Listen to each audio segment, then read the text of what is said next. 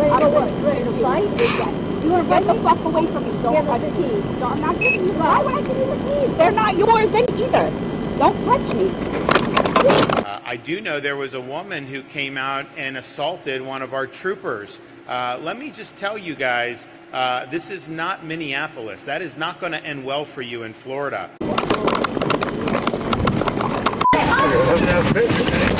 Don't you dare start kicking.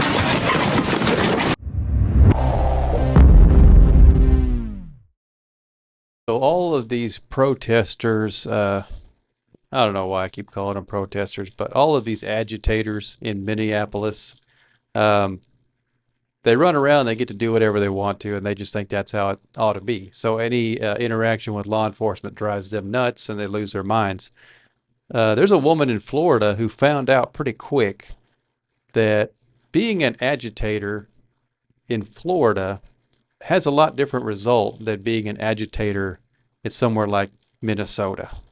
Back here in my free state of Florida, a few scattered radical left protesters are trying hard to emulate their friends in Minnesota by interfering with immigration enforcement operations, but they are getting a very different result. Here's what happened when one woman decided, allegedly punched a Florida trooper in the face. Spoiler alert, this did not end well for her. Take a look.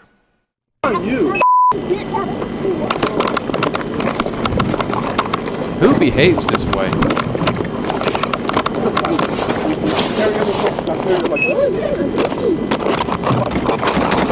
Some kind of mental illness going on here.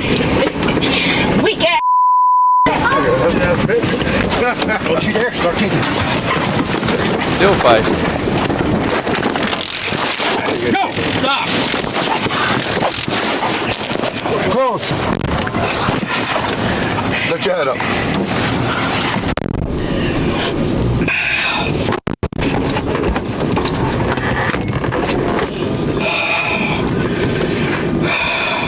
She's just a peace-loving liberal.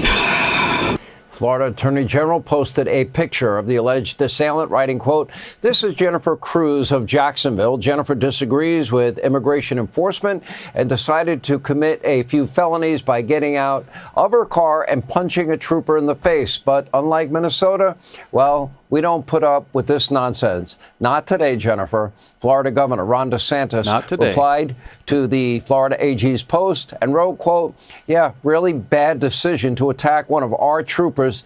This isn't Minneapolis." Here now with more of the governor, the free state of Florida, Ron DeSantis. Governor, it's just a whole different environment. I used to live in New York. It's very different down here. Yeah, Sean, I used to always say earlier in my tenure, all you guys should know, this is not Portland where you can do this, get slapped on the wrist, and then just get put right back on the street to do it again. If you do that, you're going to be on the working end of a jail cell. That's just the way it's going to work. We're going to hold you accountable, particularly when you talk about our state troopers who are working with DHS to enforce federal immigration law. There's a lot of people on the far left that want an open border. They don't want immigration enforcement. They think if someone comes illegally and commits felonies, they should be able to stay. But you know what, Sean? That is not the law in the United States of America. And in fact, we just had a presidential election where the voters voted for Donald Trump in large part, because Joe Biden had an open border and there were illegals coming from everywhere. So they can run on open border and try to change it for that. But the public does not want that. So if you're trying to interrupt law enforcement just doing their job, which keeps us safe, we are going to hold you accountable and buckle up. You picked the wrong state to mess around with. I announced the other day, we had almost 20,000 state and local of apprehensions just in the last 9-10 months. I do know there was a woman who came out and assaulted one of our troopers. Let me just tell you guys, this is not Minneapolis. That is not going to end well for you in Florida. You have a right to go out there and criticize government policy. You can go out there and protest within, obviously respected zones. But the idea that you're going to assault one of our troopers is unacceptable, and you are going to face consequences as a result of that. So I'm not sure what all their what DHS is doing. Yes, our guys can assist. A lot of that is being driven by there. I was the other day out when we did the announcements. I think some of you were there. Big at difference the Baker from Tim Walz, that's for facility, sure. that we created, and that's worked very efficiently. That is an existing facility that kind of got retrofitted, and you've had folks go, process, and then they're able to be flown out. So all in all, Florida's really leading the way. But there was you have these politicians in Minnesota, and they're attacking DHS or attacking ICE agents. They're doing all that, and you have a lot of conflict. And they were like, why aren't they in Florida or some of these places? And the reason why you don't see, because we're cooperating.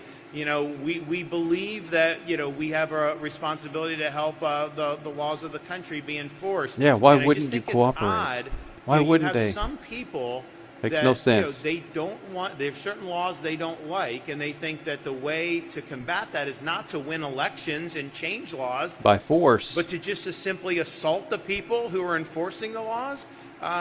These guys that are out there, they've been treated very horribly across the country, and they really have a target on their back. If you want an open border or an amnesty or something like that, the way to do that, I wouldn't support that, but there's a process. Reality is, this last presidential election, was decided in significant Run part on it, see if you get because elected. the outgoing incumbent had opened the border, and it caused a lot of problems with many millions of people coming in illegally. Yeah, it makes no sense. You see such a difference between a red state and a blue state. You have someone like Ron DeSantis, who really supports law enforcement. He supports federal law enforcement. He supports federal immigration policy.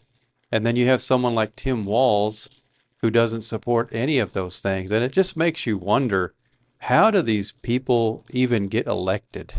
It's just something that I don't understand. I don't understand how the people of Minnesota can continue to support a politician like this. To me, it makes absolutely no sense.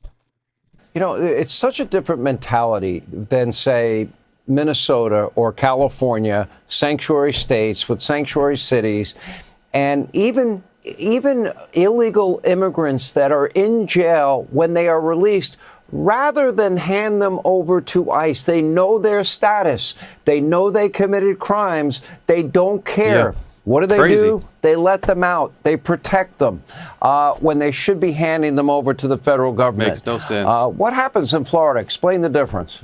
We're the only state in the country where all state and local law enforcement are legally obligated to assist DHS with immigration enforcement. And so, of course, if they end up in a jail and they're here illegally, ICE will be alerted, and then they will be able to take the suspect and put them in immigration. Now, there's sometimes people commit really serious crimes. They get convicted in Florida courts, and so they end up going to prison to serve that debt. And then when they get out of prison, DHS will come and take them. When Biden was president, even though we would always alert DHS, there were people that they refused to pick up who had served time for committing felonies. Under President Trump, it's like clockwork. As soon as somebody is in jail, coming out of prison, they are turned over to ICE and they are sent away. And in fact, just in the last year, since President Trump's been in office, state and local law enforcement throughout Florida have assisted with almost 20,000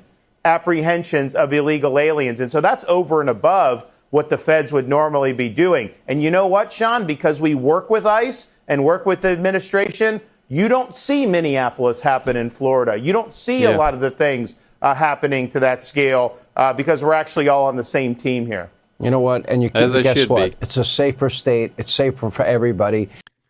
So, yeah, as Sean Hannity said, big difference between a state like Florida and a state like Minnesota. Law and order is supported in Florida by the government and by the governor. In Minnesota, it's not. And law and order equals public safety, which benefits everybody, no matter what color you are, no matter where you're from. It benefits every American citizen. So, it's night and day, a state like Florida and a state like Minnesota regarding their policies on illegal immigration and ICE and all these things. And as this agitator found out, you mess with ICE in Florida, you're going to wind up in the back of a police car on your way to jail, and especially if you assault a police officer who's trying to stop you from agitating ICE. But in Minnesota, you're going to become a local legend and a hero of all the crazy liberals out in the street, blowing their whistles, banging their drums, stopping their cars, blocking the roads, screaming and yelling at ICE officers when they're trying to do their jobs, trying to put their identities out there online. And then you have the mayor and the governor supporting these actions. Makes absolutely no sense to me. But that's just my opinion. So let me hear what you guys think down in the comments, and I'll see you on the next video.